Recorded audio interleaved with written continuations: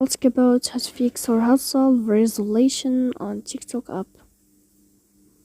To know how to fix or how to solve the problem of resolution on TikTok app, you should just go to settings. Here you can click on apps, default apps, app settings. Then you will enter to the window or to the app of TikTok, and you can click.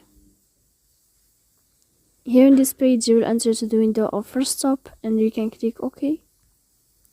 Here we'll enter to the window of storage. Then you can click clear cache. But pay attention, don't click clear data because that can cause you errors or can delete your account.